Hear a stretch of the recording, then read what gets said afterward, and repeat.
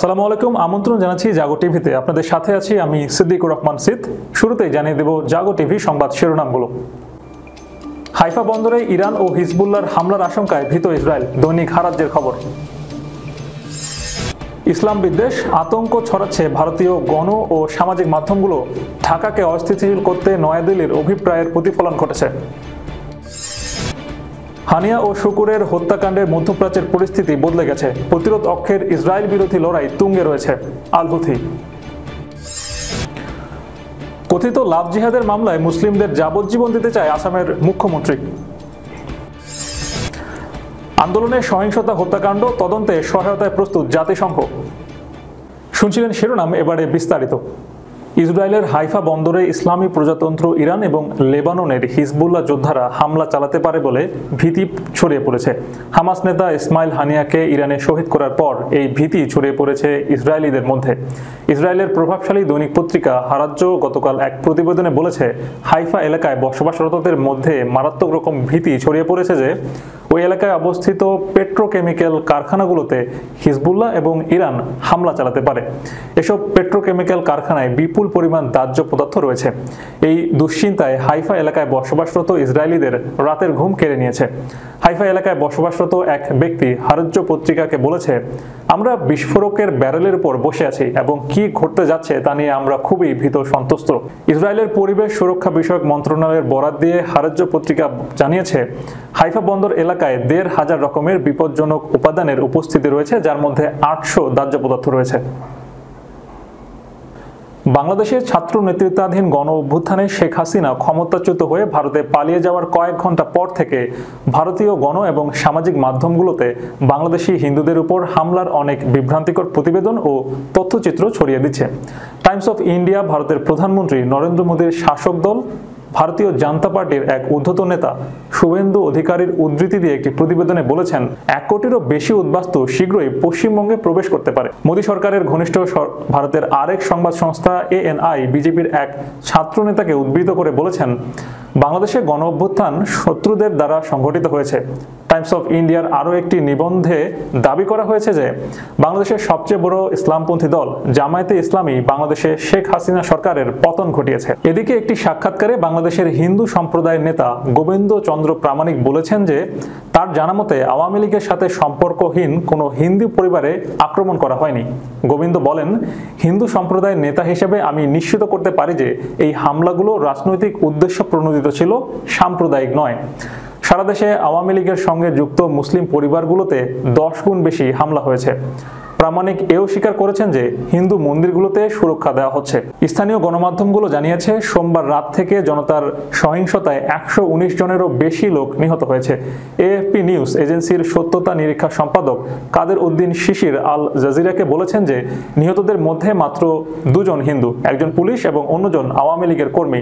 Carry on India ও the ওয়ারের মতো সত্য বস্তুনিষ্ঠ ভারতীয় সংবাদ মাধ্যমগুলো সংবাদ শিরোনাম করেছে যে মন্দিরগুলোতে মুসলিমদের পাহারা, সংখ্যালঘুদের সুরক্ষার আহ্বান এবং হামলার প্রেক্ষিতে মন্দির ও গির্জাগুলোতে বাইরে ছাত্রদের পাহারা।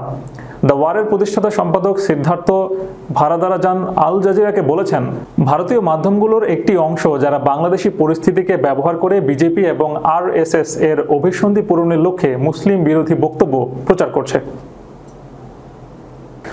ইসরায়েলি বাহিনী হামাস নেতা ইসমাইল হানিয়া ও হিজবুল্লাহ কমান্ডার ফুয়াদ শুকুরকে হত্যা করার পর ইসরায়েল বিরোধী লড়াই এখন তুঙ্গে উঠেছে বলে মন্তব্য করেছেন ইয়েমেনের হুথি আনসারুল্লাহ আন্দোলনের নেতা আব্দুল মালিক আল হুথি। তিনি বৃহস্পতিবার রাতে এক ভাষণে বলেন, হানিয়া ও শুকুরকে গুপ্ত হত্যা করে ইসরায়েল যে অপরাধ করেছে তার ফলে গোটা অঞ্চলের পরিস্থিতি বদলে গেছে। শত্রুরা মুসলিম উম্মার সেই সব নেতা ও বিশিষ্ট ব্যক্তিবর্গকে টার্গেট করেছে যারা ইসলাম ও মুসলিম বিশ্বের শত্রুদের বিরুদ্ধে লড়াইয়ে ইসলামের ঝান্ডা হাতে তুলে নিয়েছিলেন। হুথি তার ভাষণে আরও বলেন, হামাসকে দুর্বল করে ফেলার লক্ষ্যে হানিয়াকে হত্যা করা হলেও এই হত্যাকাণ্ডের মাধ্যমে হামাস আরও শক্তিশালী হয়ে উঠেছে। তিনি বলেন, হানিয়া শাহাদাতের পর হামাস নেতাদের মধ্যে ঐক্য এবং সংহতি শক্তিশালী হয়েছে এবং তারা সর্বসম্মিলিতভাবে হানিয়া সিনওয়ারকে তাদের নতুন নেতা নির্বাচিত করেছেন। আব্দুল মালিক আল হুথি বলেন, হামাসের সামরিক বাহিনী ইজ্জাদিল আল কাসামের যোদ্ধারা আগের মতোই দৃঢ়তার সঙ্গে ও কার্যকরভাবে ইসরায়েল বিরোধী অভিযান পরিচালনা করছেন। কথিত লাভ জিহাদের মামলায় মুসলিম পুরুষদের যাবজ্জীবন কারাদণ্ড দেওয়ার প্রস্তাব দিয়ে তীব্র সমালোচনার মুখে পড়েছেন আসামের উগ্র হিন্দুবাদী মুখ্যমন্ত্রী হিমন্ত বিশ্ব শর্মা। পাশাপাশি হিন্দুদের কাছ থেকে মুসলিমরা জমি কিনতে চাইলে মুখ্যমন্ত্রীর অনুমতি নিতে হবে বলেও প্রস্তাব দিয়েছেন তিনি। এই সপ্তাহের প্রথম দিকে ভারতীয় জনতা পার্টির কার্যনির্বাহী সভায় এমন সমালোচনামূলক প্রস্তাব উত্থাপন করেন তিনি। প্রসঙ্গত, ভারতের উগ্র হিন্দুবাদীদের মুখে বহুল আলোচিত একটি শব্দ হলো লাভ জিহাদ, যদিও বাস্তবে এর কোনো অস্তিত্ব নেই। এর অনুসরণে ভারতের বিভিন্ন প্রদেশের আন্তঃধর্মীয় বিবাহ নিষিদ্ধ করা হয়েছে। উক্ত সভায় শর্মা বলেন, পূর্ববর্তী নির্বাচনের সময় আমরা লাভ জিহাদের কথা বলেছিলাম। সামনের দিনগুলোতে আমরা নতুন একটি আইনের প্রস্তাব করতে চাই, যার মাধ্যমে লাভ জিহাদের মামলায় অভিযুক্তদের শাস্তি স্বরূপ যাবজ্জীবন কারাদণ্ড দেওয়া হবে। তিনি আরো বলেন, এতদিন ধরে হিন্দু ও মুসলিমদের মধ্যে জমি ক্রয় বিক্রয় করা হচ্ছে। হিন্দুদের জমি মুসলমানরা কিনেছে এবং মুসলমানদের জমি হিন্দুরা কিনেছে। এই ধরনের লেনদেন সরকার থামাতে পারে না। তবে নতুন একটি সিদ্ধান্ত নিয়েছে সরকার। এই সিদ্ধান্তে অনুযায়ী মুসলিমদের জমি হিন্দুরা অথবা হিন্দুদের জমি মুসলমানরা কিনতে গেলে অবশ্যই মুখ্যমন্ত্রীর অনুমতি নিতে হবে। All India United Democratic front প্রধান বদরুদ্দিন আজমল এমন প্রস্তাবের বিরোধিতা করে বলেছেন, এমন প্রস্তাবের মাধ্যমে ভারতীয় সংবিধানের সংরক্ষিত মুসলিমদের অধিকার কেড়ে নিতে চাইছেন আসামের উগ্র হিন্দুত্ববাদী মুখ্যমন্ত্রী। তার উদ্দেশ্য হিন্দুদের খুশি করে আগামী 2026 সালের অনুষ্ঠিত নির্বাচনে বিধানসভা নির্বাচনে জয়লাভ করা। তিনি আরো বলেন, এই দেশের প্রতিটি নাগরিকের আসামের জমি কেনার অধিকার রয়েছে। তার প্রস্তাবিত আইন আসামের সাধারণ মানুষের প্রতি চরম অবিচার করবে। তার এমন আইনের স্পষ্ট বিরোধিতা করবে আমাদের দল। সূত্র মুসলিম মিরর। বাংলাদেশের অন্তর্বর্তীকালীন সরকারের প্রধান উপদেষ্টা হিসেবে শপথ নিয়েছেন নোবেলজয়ী ডক্টর মোহাম্মদ ইউনূস। বৃহস্পতিবার রাতে বঙ্গভবনে শপথ নেন তিনি। পরে শপথ নেন অন্তর্বর্তী সরকারের 13 উপদেষ্টা।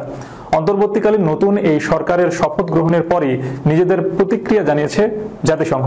সংস্থাটি বলেছে, আন্দোলন সংগ্রামের সময় সহিংসতা ও হত্যাকাণ্ডের ঘটনায় তদন্ত সহায়তায় প্রস্তুত তারা। স্থানীয় সময় বৃহস্পতিবার জাতিসংঘের নিয়মিত ব্রিফিংয়ে সাংবাদিকদের প্রশ্নের জবাবে মহাসচিব অ্যান্টনিও গুতেরেজের ডেপুটি মুখপাত্র ফারহান হক এসব কথা বলেন। এছাড়া বাংলাদেশে সংখ্যালঘুদের বাড়িঘর ও ধর্মীয় উপাসনালয়ে হামলার রিপোর্টের বিষয়েও নিজেদের অবস্থান জানিয়েছে জাতিসংঘ। ফারহান হক বলেন, জাতিসংঘ যে কোনো ধরনের জাতিভিত্তিক আক্রমণ বা বর্ণভিত্তিক উস্কানির বিরুদ্ধে। এদিনের ব্রিফিংয়ে এক সাংবাদিক অন্তর্বর্তীকালীন সরকারের প্রধান উপদেষ্টা হিসেবে ডক্টর মোহাম্মদ ইউনূসের শপথ নেওয়ার বিষয়ে জানতে চান। তিনি বলেন, বাংলাদেশে মোহাম্মদ ইউনূস অন্তর্বর্তীকালীন সরকারের প্রধান হিসেবে শপথ নিয়েছেন। এ বিষয়ে জাতিসংঘ মহাসচিব অ্যান্টনিও গুতেরেজের কোনো মন্তব্য আছে?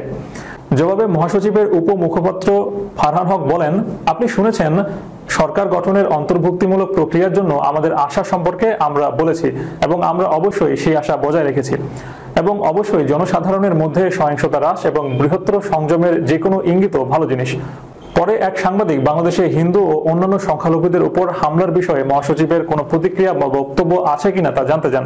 জবাবে ডেপুটি মুখপাত্র বলেন, সাম্প্রতিক সপ্তাহগুলোতে বাংলাদেশে যে সহিংসতা ঘটেছে তা বন্ধ করা হয়েছে বলে আমরা নিশ্চিত করতে চাই। অবশ্যই আমরা যে কোনো জাতিভিত্তিক আক্রমণ বা সহিংসতার জন্য বর্ণভিত্তিক উস্কানির বিরুদ্ধে দাঁড়িয়েছি। দর্শক, শেষ করার পূর্বে সংবাদ শিরোনামগুলো জানিয়ে দেব আরও একবার। হাইফা বন্দরে ইরান ও হিজবুল্লাহর হামলার আশঙ্কায় ভীত ইসরায়েল, দৈনিক হারাজ্যের খবর। ইসলাম বিদ্বেষ, আতঙ্ক ছড়াচ্ছে ভারতীয় গণ ও সামাজিক মাধ্যমগুলো, ঢাকাকে অস্থিতিশীল করতে নয়াদিল্লির অভিপ্রায়ের প্রতিফলন ঘটেছে। হানিয়া ও শুকুরের হত্যাকাণ্ডে মধ্যপ্রাচ্যের পরিস্থিতি বদলে গেছে, প্রতিরোধ অক্ষের ইসরায়েল বিরোধী লড়াই তুঙ্গে রয়েছে। আল হুথি। কথিত লাভ জিহাদের মামলায় মুসলিমদের যাবজ্জীবন দিতে চায় আসামের মুখ্যমন্ত্রী। আন্দোলনের সহিংসতা হত্যাকাণ্ড তদন্তে সহায়তায় প্রস্তুত জাতিসংঘ। এই ছিল এখনকার মতো। এতক্ষণ আমাদের সাথে থাকার জন্য ধন্যবাদ। আল্লাহ হাফেজ।